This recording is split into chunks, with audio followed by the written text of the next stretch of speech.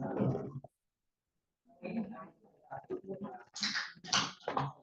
right, folks, we're going to get started. I'm Jamie Alberti. I'm the Green Infrastructure Program Director with the Alliance for the Chesapeake Bay. Thank you for hanging with us. We're at the last session of the forum, which is great, but also sad at the same time.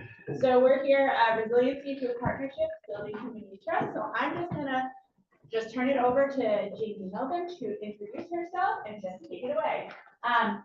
But before that, did I get everyone? Does everybody have one of these? If you need one, okay. Again, raffle tonight. You can drop half of your ticket in the raffle of your choice, and hopefully you'll be a lucky winner.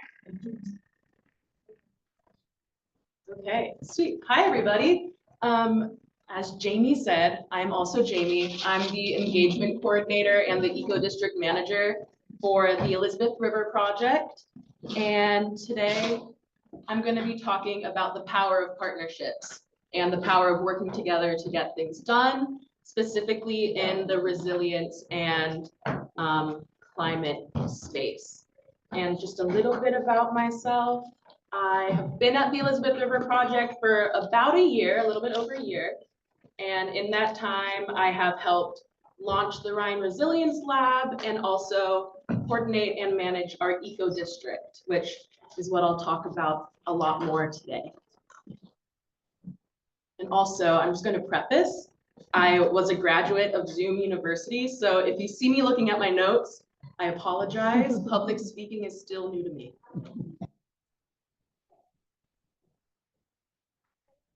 So this is a little bit of what I'm going to cover today. I'm going to give you some more context as to what exactly the Elizabeth River project is, kind of talk about some of the long-term programs that we have. And then I am also going to talk about more in detail the Knitting Mill Creek Ecodistrict, which is a really great example of how we partnered with both local businesses and governments and community members to create an action plan for the creek. And then I'm also going to talk about the Rhine Resilience Lab and exactly what it is. I'm hoping that we're going to have a lot of time for a Q&A and some discussion, because I'm sure a lot of you all have some really great knowledge that we could all learn from each other. So a little bit about the Elizabeth River project. Just by a show of hands, is anyone familiar already with the Elizabeth River project? So for those of you who are not familiar, we are based out of Norfolk. We are a really small local nonprofit of about 20 people, and we predominantly work within the Elizabeth River and its watershed, which you can see on the screen.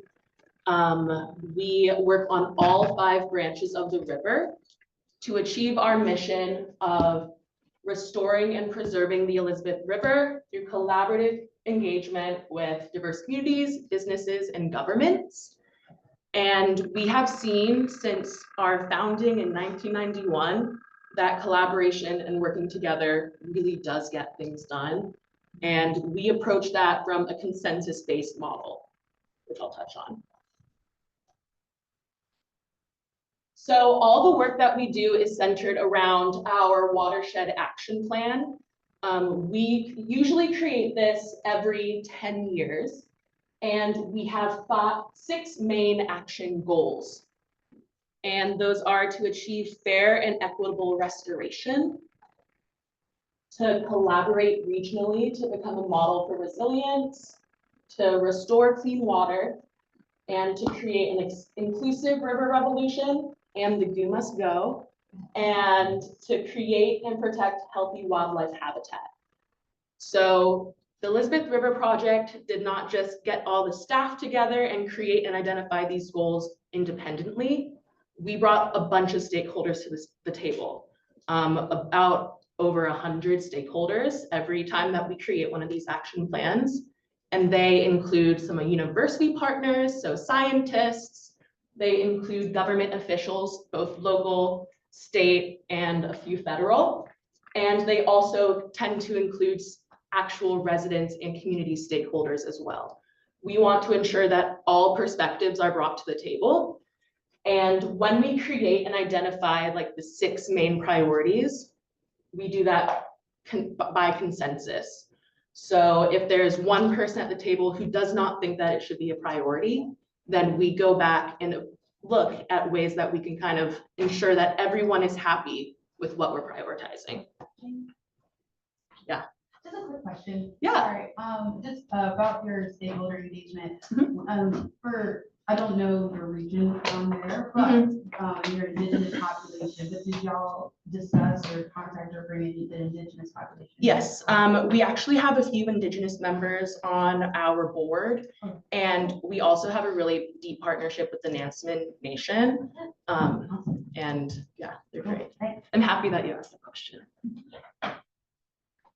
Okay, and just to give you guys a bit more of a deep dive into some of the work that we do, I'm going to talk about a few of our examples of programs that we've had for over 10, 15 years and talk about a few of their successes before talking and giving more of like a case study example of the Ecodistrict and Line Resilience Lab. So first on the screen, I'm going to talk about Paradise Creek Nature Park, which is one of the sites that we work out of. And Paradise Creek Nature Park is a fully restored urban wetland, and it is adjacent to a Superfund site. So for anyone who's familiar with like the Hampton Roads region, Portsmouth and Norfolk, you'll know that there are a bunch of shipyards. This is a working river. It's home to one of the Navy's largest shipyards, and it's also home to the Port of Virginia. And Paradise Creek Nature Park was kind of the brainchild of a bunch of these community forums that we were holding as we were going out and conducting restoration work. And it was desired by the community to have access to the river because they were all blocked off due to this industry. So together, the Elizabeth River Project, the Portsmouth's, the city of Portsmouth and the city of Portsmouth's parks got together and helped make this dream a reality. So Elizabeth River Project does not own the land that this is on, but we are the ones who are operating the buildings and operating the facility. And this park consists of 40 acres of urban forest and wetland, and it also includes 11 acres of wetland that prior to 2001, before this restoration effort began, was actually still underwater. So it introduced 11 acres of additional wetland. So the next one that I'm going to talk about is our learning barge. And this learning barge is situated in Norfolk proper, and it's across the street from a bunch of big industrial shipyards like BAE Systems. And this learning barge is called the Floating Wetlands Classroom in America's Greenest Vessel. So as you can see on the screen, this barge has solar panels equipped, and it's actually essentially off the grid. So it produces all of its own electricity. They have a restroom and a building off of the barge that is a a Norfolk City building that they utilize. And this learning barge was identified also through stakeholder engagement, both through canvassing and also open forums. And the community wanted to be able to learn about the river on the river. If anyone has worked with children in Norfolk, it's really shocking when you ask a classroom who here has ever fished or who here has ever gone to the river, and a large portion of them haven't been to the river. And this barge on wheels, this learning barge is also connected to our barge on wheels. So if students and school systems aren't able to get to the barge, we're able to essentially bring the barge to them.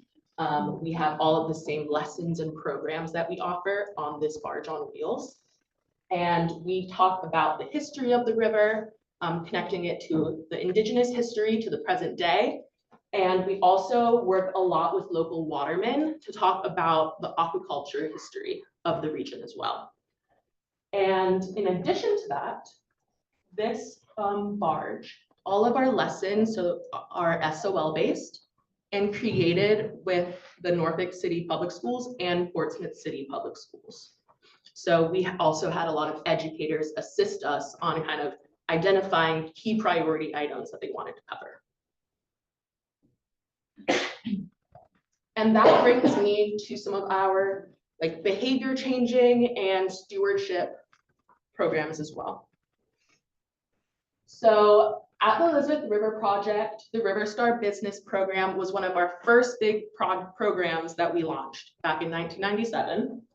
And this is a voluntary behavior changing and stewardship program for businesses.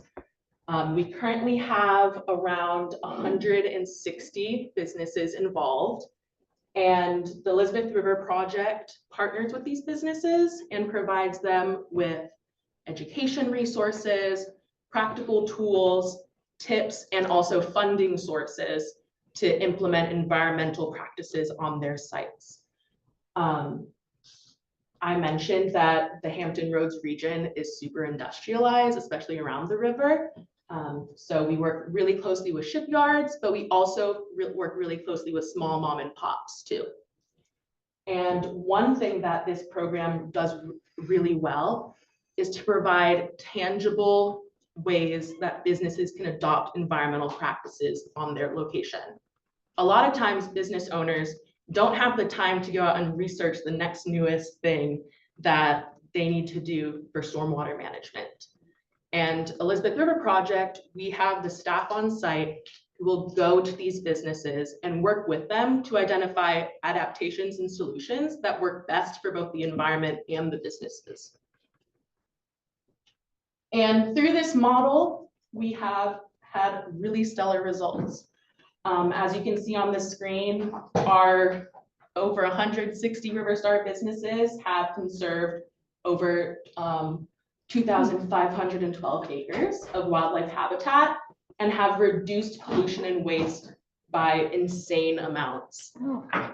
And this is partially due to our program having a recertification process.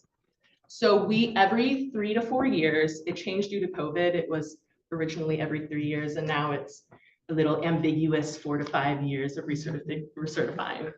But every 3 to 4 years, the businesses have to, or are encouraged to redocument and kind of highlight all of the new environmental practices that they're still doing or have newly adopted. And throughout this process, throughout that 3 to 4 year gap, our businesses can reach out to us if they have new concerns. Specifically in Norfolk, we're experiencing sea level rise, but also land subsidence due to our aquifer depletion. So there are a ton of areas with super non-permeable surfaces that are experiencing increasing levels of sunny day floods. So a good example that I like to talk about is there is a NOAA facility out in Norfolk, and their parking lot, a big portion of that parking lot was getting severely flooded. So together with NOAA and I believe the city of Norfolk and the Elizabeth River Project, we are able to kind of identify different solutions that they could consider adopting at their location. And they did end up increasing permeable surfaces along their parking lots.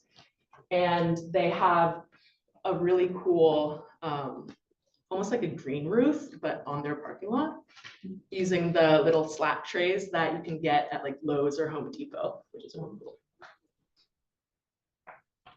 And next, similar to the River Star Business Program, we have our River Star Homes program. So this River Star Homes program was launched a little bit after the River Star Business Program in 2012. And we currently have over 6,000 residents and renters who are participating in this program. So the way that this program works, similar to a lot of behavior change programs out there, we identified 7 key steps that we would love to see these homeowners, these residents of the watershed kind of adopt and implement into practice. Those steps include scooping the poop, they include not flushing grease down the drains, and they also include things like reducing fertilizer use on your lawn. And we also provide every single homeowner gets a little welcome bag and it has different resources if they'd like to consider composting. We have different composting guides. We also provide them with the little yard flag that you can see on the screen. That's actually the older version of the yard flag. But that way, especially in neighborhoods where a bunch of your neighbors are Riverstar homes, you're gonna start thinking about, why do all of my neighbors have this flag? What can I do to get this flag? So we actually have started seeing a bunch of neighborhoods and HOAs start adopting this practice. We do have a couple realtor partners who include our Riverstar Homes brochures in every single like new home buyer package, which is really nice.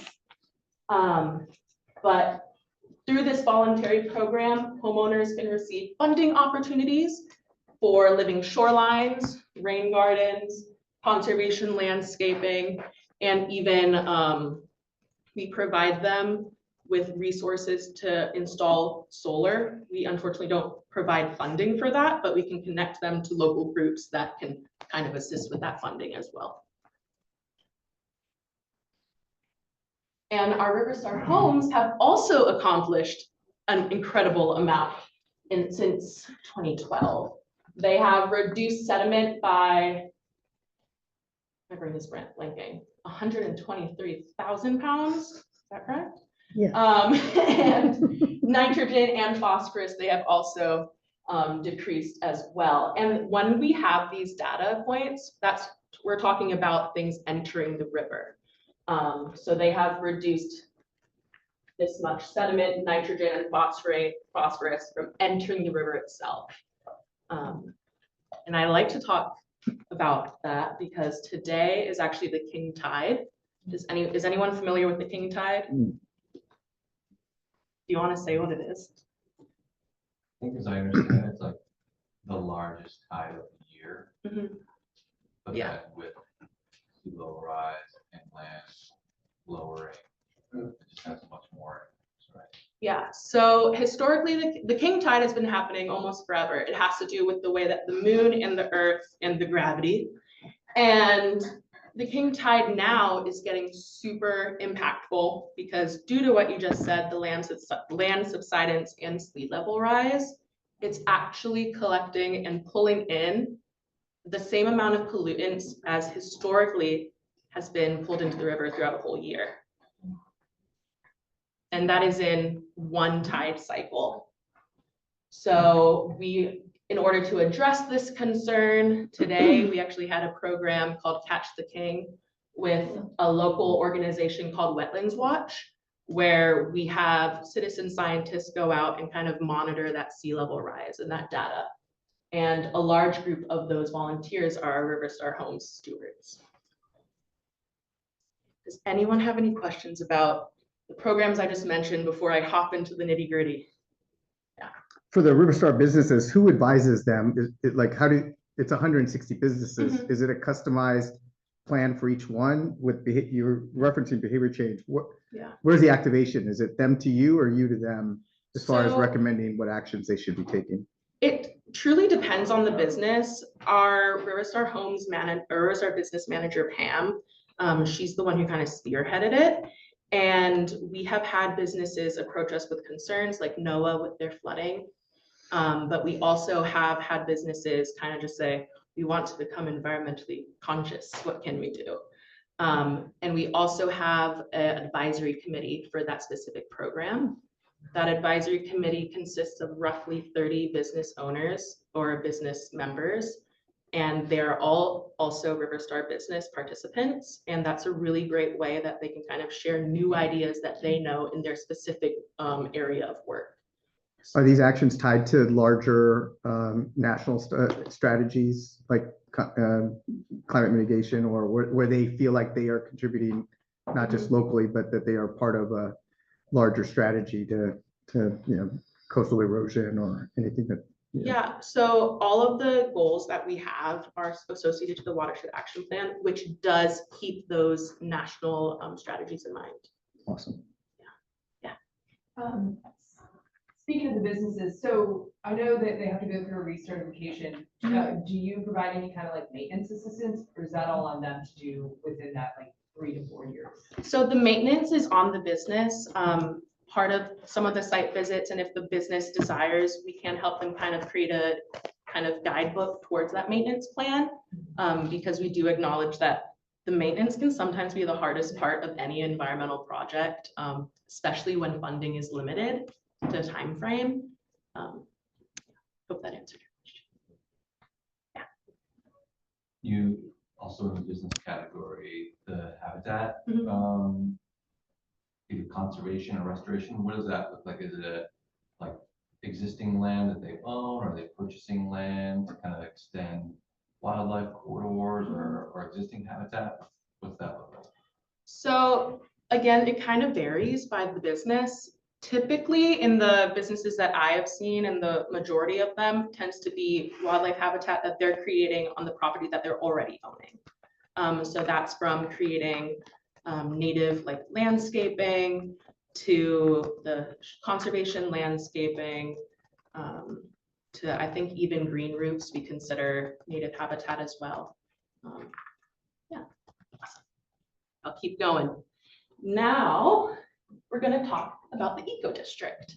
So the Ecodistrict was launched on June 1st, and this is actually a brainchild of the community sessions that we held when we were actually first implementing the Rhine Resilience Lab.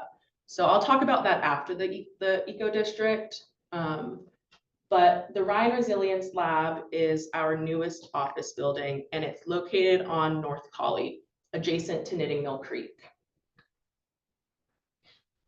That's the Rhine Resilience Lab, and that's the creek. And when we were first beginning the phases of kind of creating this dream into reality, we wanted to be super cognizant about the local community and our neighbors in this on this corridor, because historically this corridor has experienced mass amounts of fish kills, and it also has been experiencing increased sediment because there's a really large stormwater drainage point at the very end of the creek. So in those kind of community sessions, talking about what they wanted to see at the Ryan Lab and what they wanted to see for the health of the creek, this kind of eco-district vision was born. So the community decided that the eco-district is going to be where diverse businesses, residents, students, and visitors create a healthy Knitting Mill Creek as a model for the Elizabeth River and a coastal urban waterway everywhere. So we are specifically focusing on the Knitting Mill Creek restoration and the health when we're discussing the eco-district. Sorry. So why exactly Knitting Mill Creek? As you can see, right over here, there's this bridge, Lafayette, and then all the way up there on Collie Avenue, where the red arrow is where our lab is. And as tucked away on the left-hand side stretches the whole entire Knitting Mill Creek. And this corridor is actually one of Norfolk's fastest growing commercial corridors. And it is also the location of the Lafayette Wetlands Partnership's first ever living shoreline. And it was also, just coincidentally, home of a significant amount of businesses that were already eco-minded, which kind of really helped us jumpstart this initiative. And the eco-district and all of the funding associated to those community sessions that we held, the canvassing that we did to incorporate all of our neighbors, and also for all of our Watershed Action Plan implementations for the Knitting Mill Creek, was funded by these 4 main sectors. So we had Davis Ad Agency, Wells Fargo, and the Bank of America, the National NIFWIF Small Watershed Grant, and also the Timmins Group and UVA's Institute for Engagement and Negotiation. These folks were really super beneficial, because not only did we receive like expert advice from folks who have had years of experience and engagement from UVA, we have also been able to work with a diverse amount of people who have worked on creating eco districts and similar kind of neighborhood aspects in the past. So with all of those words that I just said, you might be wondering, so how exactly did you do that?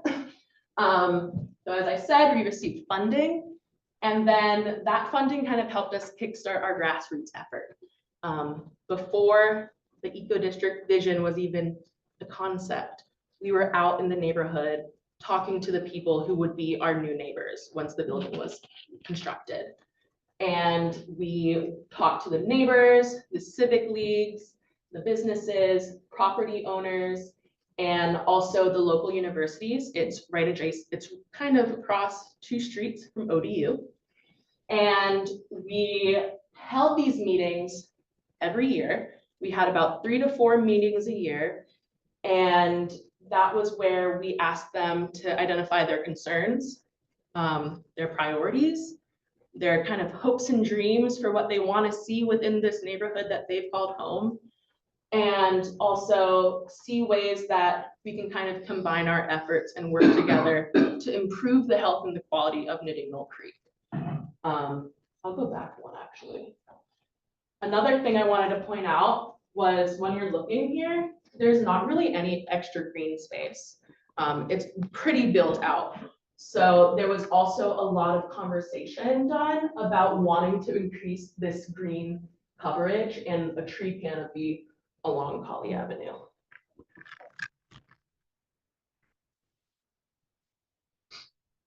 So during these meetings, to ensure that everyone's voice was heard, we kind of split them up into smaller groups. One, to make it a lot more intimate and to make it a lot more welcoming, but also to make it a lot more manageable. So typically each meeting held about 30 people each. And from there, we had a bunch of different questions that we asked them, but also allowed them to come to us with questions as well. Like, what exactly is the Ecodistrict, or what is the Knitting Mill Creek? And through those conversations, we were able to identify a few key things to consider. They really wanted to see art incorporated in the Rhine Resilience Lab. They wanted to find a way to incorporate this art and also to avoid tagging and graffiti within this region.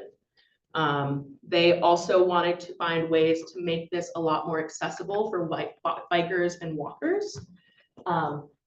If you've ever driven on Colley Avenue, you may have seen cars flying like 50 miles an hour in this 25-mile-per-hour residential and business strip. And you may have seen that the bike lanes, all the cars are parked in the bike lanes. So there's not really an actual safe way for these bikers to kind of navigate this region. And there were no bike racks. So those were some things that the community identified as wanting to see.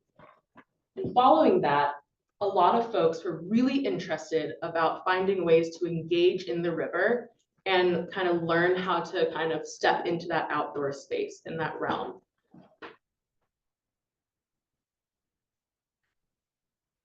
So to make this a project and an initiative that was both manageable and also effective, we decided to kind of focus right here on this yellow strip.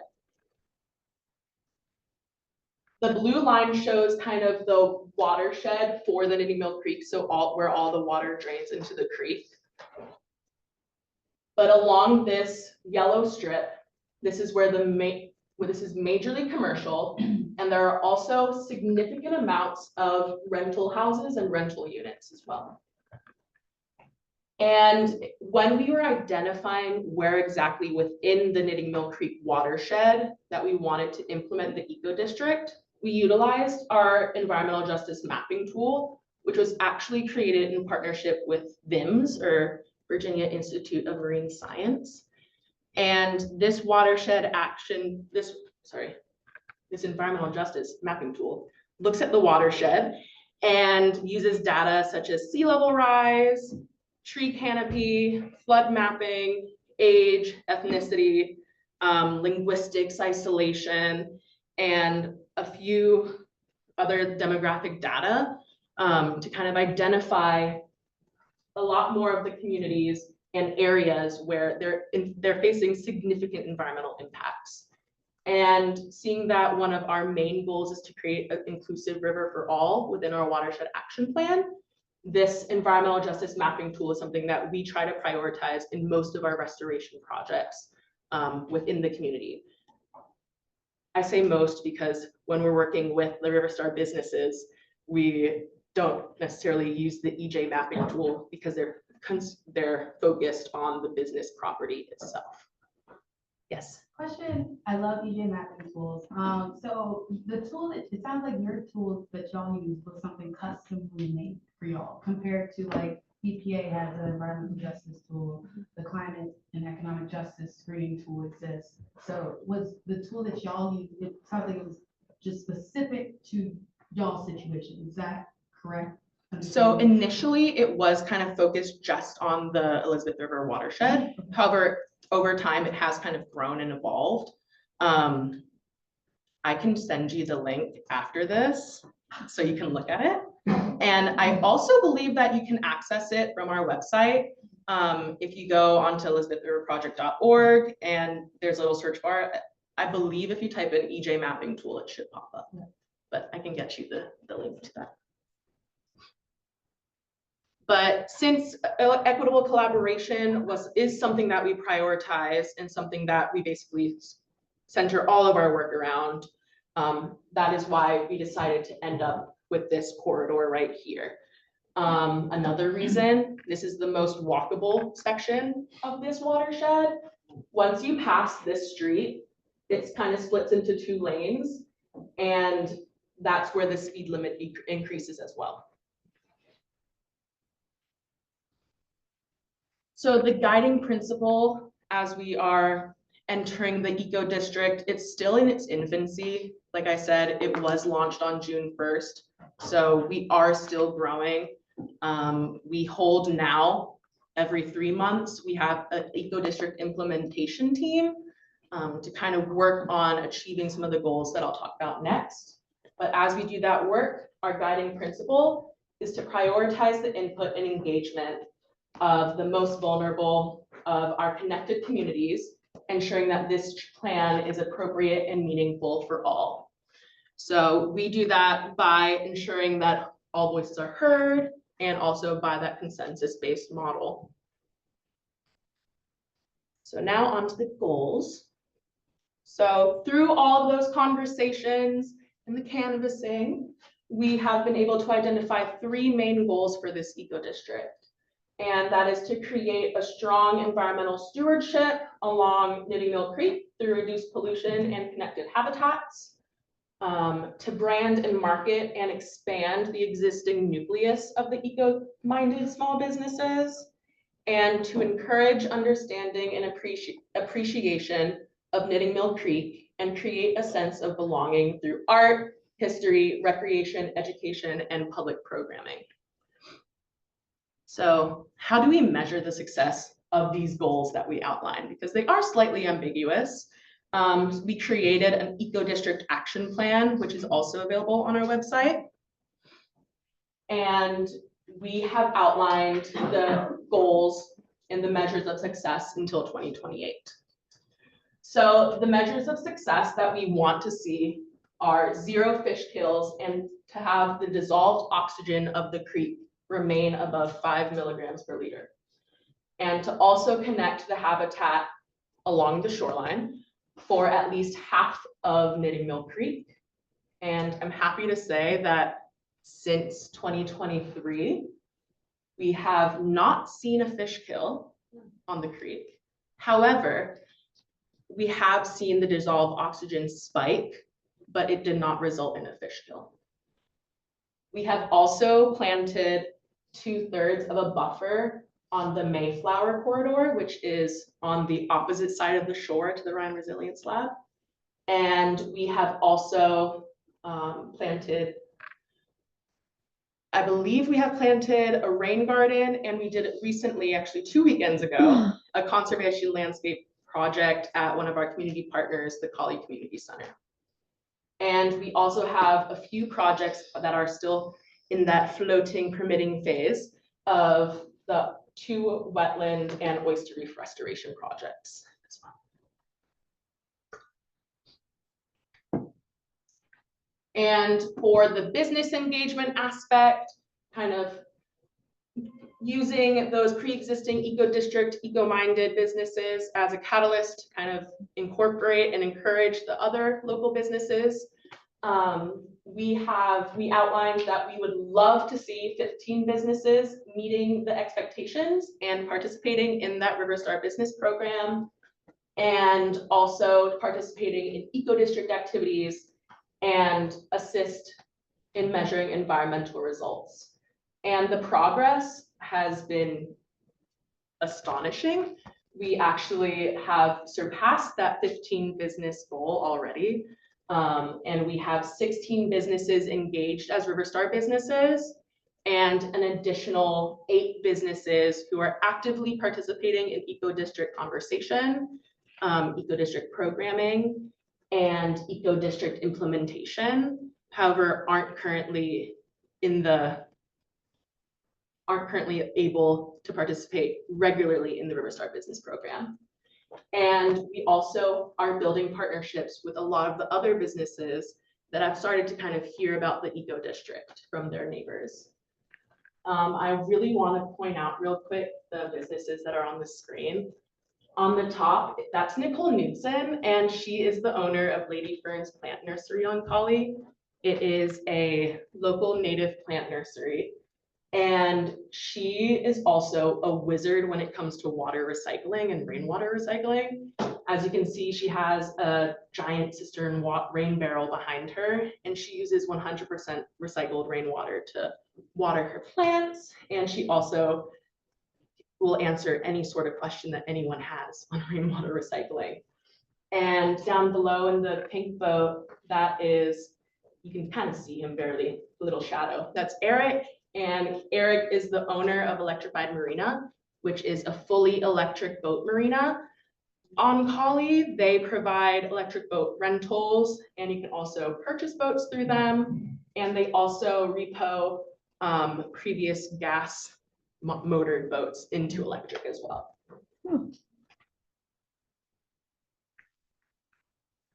And then another goal that we had was marketing the eco district. So through our partnership with Davis Ad Agency, they helped us create a logo.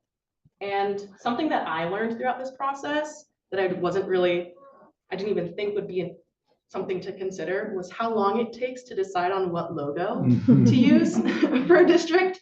So ultimately we came up with this logo that you see on the bottom right, the little eco district Knitting Mill Creek.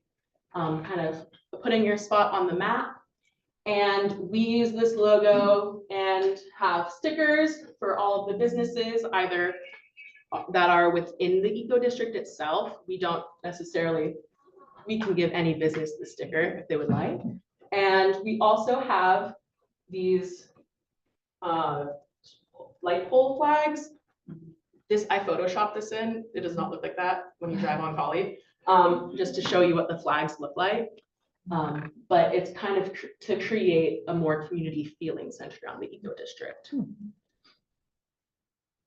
We also have a website for the eco district, and on this website, we wanted to ensure that businesses could incorporate and promote their events and their practices.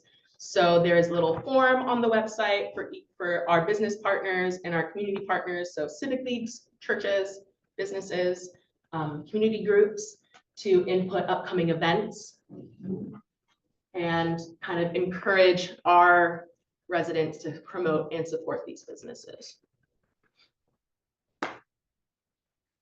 So now on to my lessons learned, and not just my lessons learned, the Elizabeth River Project lesson learned, and also lessons that stakeholders have brought to us that they've learned throughout this process. It's really important to build consensus. If one person is not happy, we should take the time to have a conversation and hear perspectives on why, because they might point out things that we did not even consider. We also learned that we are not the experts in the room when it comes to working in a community. The community knows their community best. So prioritizing their voices over our own. And another thing was, I hate the term peer pressure, but I like to call it community encouragement, but there is kind of power in that community encouragement aspect, and doing the right thing.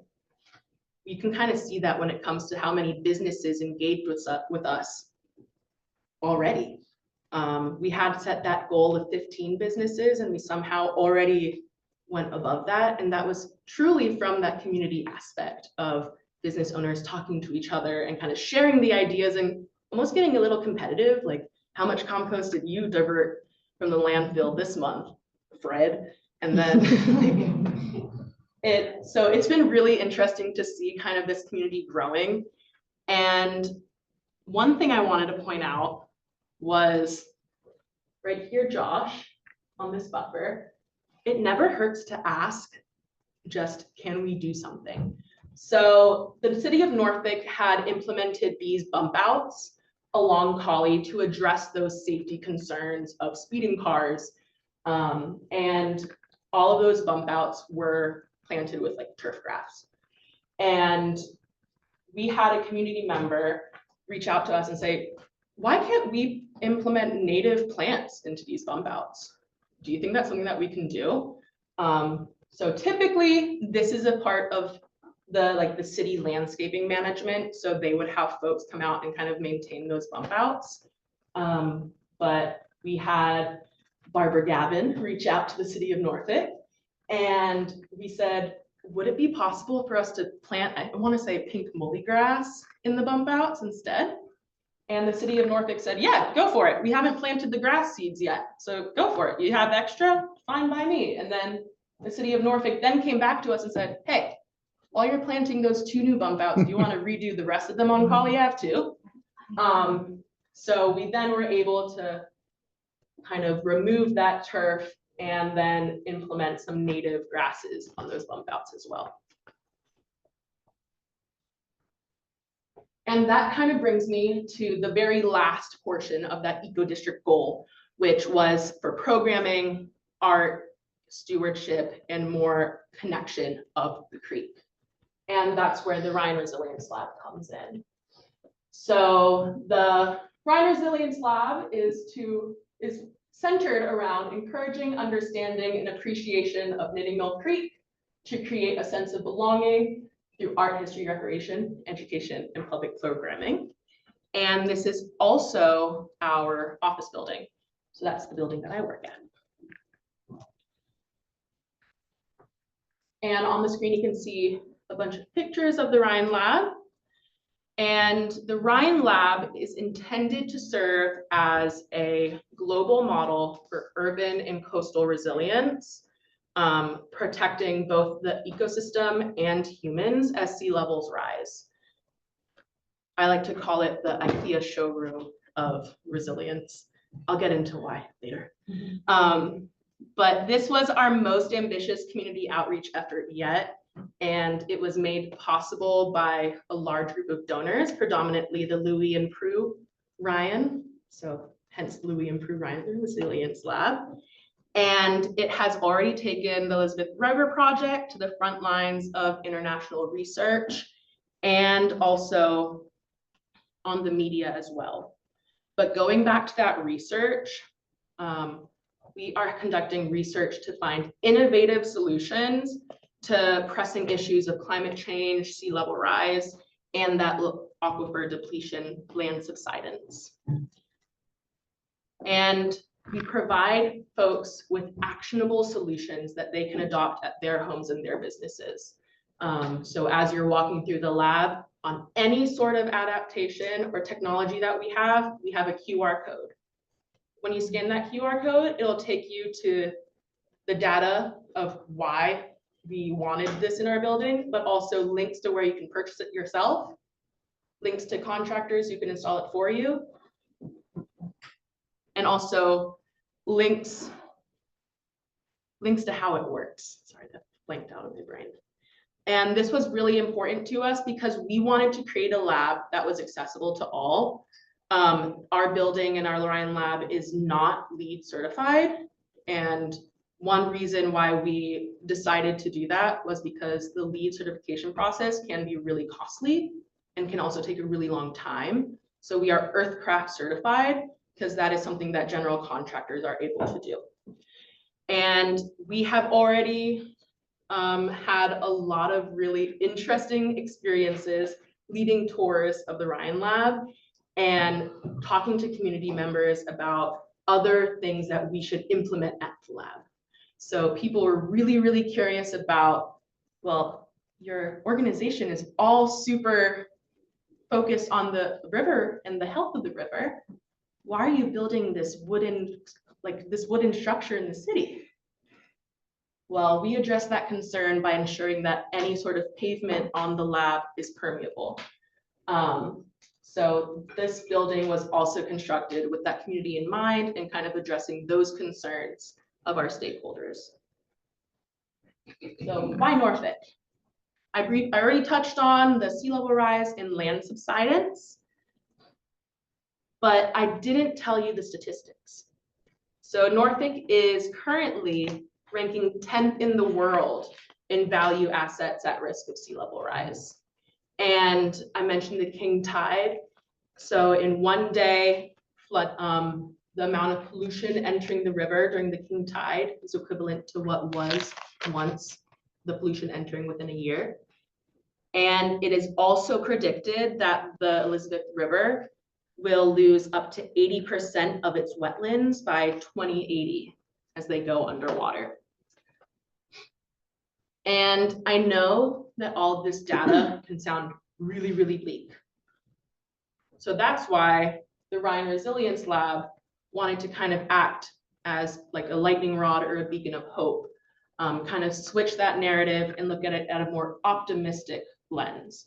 So identify ways that we can still live and work and reside along the river through these changes and different actions that we as residents and also communities can take to address these concerns.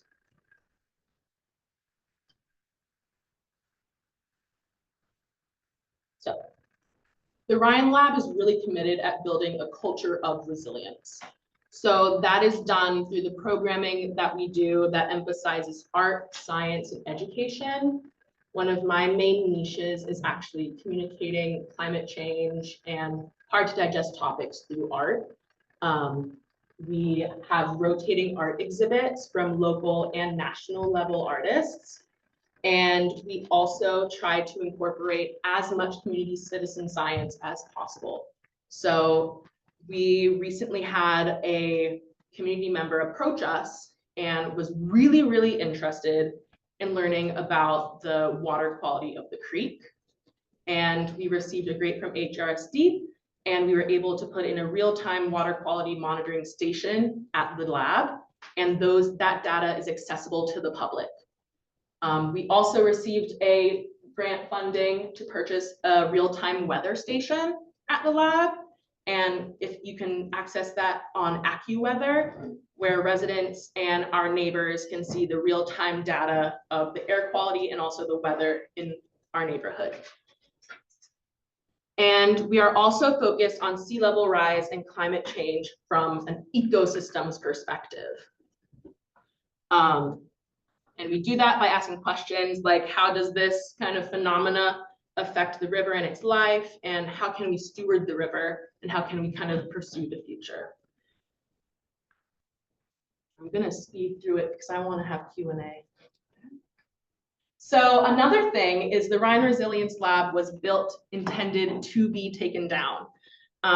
Through a partnership with the Coastal Virginia Conservancy and Wetlands Watch, we have a planned retreat for the lab itself. And it's called a rolling conservation easement. And as of right now, through our research, we believe that it's the first in the country, but we are not that was just from some research that we did online. It is not proven to be the first.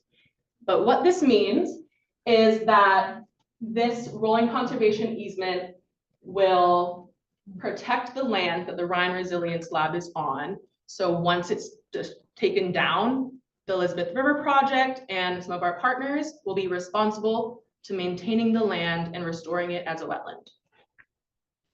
So we measure that by utilizing NOAA's International High Sea Level Rise scenarios and looking at the mean high water of the year.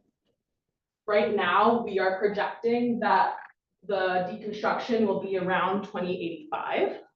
Once the mean high water reaches right here, we will begin monitoring and preparing for deconstruction once the mean high water reaches 5.5 feet. And we are actually creating art sculptures and pieces to kind of show where those trigger points are on the property. And I'm happy to talk about this more in depth after. I could talk about this for a really long time, but for the sake of me talking at you, I will not. So the last thing about the Rhine Resilience Lab is what happens in the lab itself. So I talked about how we're going to dismantle it in that rolling conservation easement. I talked about how we incorporated the community through its implementation and construction. But now, what are we doing in it? Well, that's where we work, but we also have programs running throughout the lab as well. Our official grand opening was June 1st, and we had about 1,000 residents and partners attend that grand opening. That was also coinciding with the Ecodistrict launch as well. Since October, which is when we moved in, we've held way over 20 programs spanning from panel discussions to art exhibit and live concerts, to partner programs with local organizations like Butterfly Village that you're seeing on the screen, to kids free fishing days, which are my personal favorite programs. And we've held art openings, and we have also held community science stewardship opportunities as well. And we also prioritize working in partnership with our River Star businesses and businesses along the Ecodistrict. So Good Yoga, which is right across the street from us, once a month, she hosts Riverside Yoga at the Ryan Lab. And we also have a couple of different florists who do native plant workshops. In our upcoming programs, as you can see, we have a running list of upcoming programs. These are just a few, from citizen science opportunities to panel discussions on both art and indigenous history, to incorporating that eco-district with a clothing swap, to workshops. And that brings me back to the community-wide Watershed Action Plan. The reason why we do all of this work, we wanted to create a space at the Rhine Resilience Lab where it was a space of welcome and belonging for all of the community. One of my main roles as engagement coordinator is to ensure that our programs are done with the community in mind. So ensuring that we're meeting those needs and goals and priorities outlined by our community members. And last few advances that I didn't incorporate in the previous slides, we are expanding our partnerships with NSU, UVA, and also with communities in Norfolk and Portsmouth, specifically surrounding reforestation, which was a really large priority that was pointed out. We partner with UVA COPE for this reforestation effort in Park Place, which is adjacent right above the Ecodistrict. And we have planted 50 trees already, and we are currently in the process of planting 50 more. Quick lessons learned. Be flexible, be ready to adapt. It takes time to build trust and to build these relationships. So commitment. Don't go to just one community civic league meeting and expect that you're going to be best friends with all of them. Keep showing up. Show that you're trusting them and show that they can trust you. Make sure that you can back the words that you say. Also,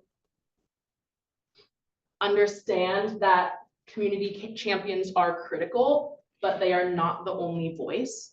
Community champions are typically those folks that tend to be present at a lot of these stewardship opportunities, but prioritizing ways to talk to the community members who may not be able to be at these meetings. And be prepared to put in effort, time, and money. Funding sometimes makes that a bit challenging, but we have been really lucky to have some grants that have been able to roll over and be connected. Thank you.